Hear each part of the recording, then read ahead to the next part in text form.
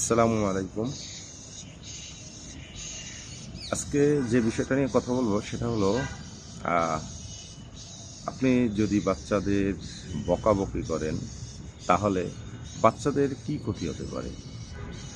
ধরেন আপনি একটা বিয়ের অনুষ্ঠানে গেছেন অথবা আপনাদের বাসায় অনেক মেহমান আসছে, তার ভিতরে আপনি আছেন, কিন্তু আপনার বাচ্চা সেই মেহমানদের দেখে দেখে অনেক আনন্দে উত্তেজিত হয়ে সে দৌড়াদৌড়ি শুরু করলো, ছুটাছুটি শুরু করলো, অনেক দুষ্টমি শুরু করলো, এমন দুষ্টমি যা সহ্যের বাহিরে।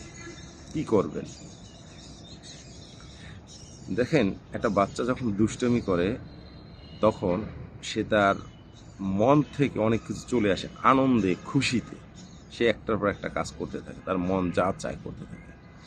এই মুহূর্তে আপনি গার্ডিয়ানরা করে কি দেখা গেছে বাচ্চাকে জোরে একটা ধমক দিয়ে বসিয়ে দেয়, অথবা তার গায়ে হাত তুলে তাকে একটা চড় দেয়, তারপর ভালোভাবে বকাবকি করে দেয়।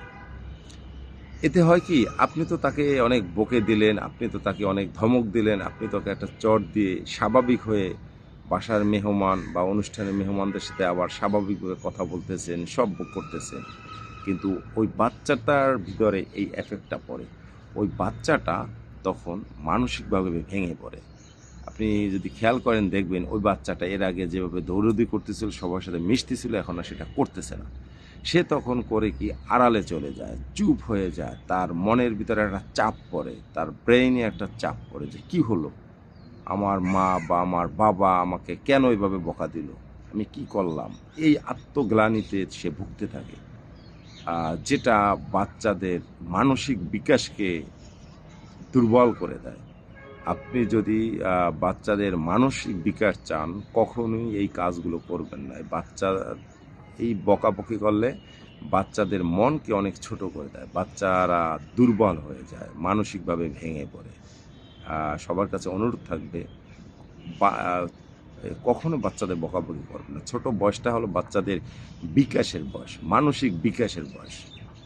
আপনি বাচ্চারা দুষ্টমি করে আপনি ভাবতে পারেন আপনার বাচ্চা সুস্থ, সম্পূর্ণ সুস্থ।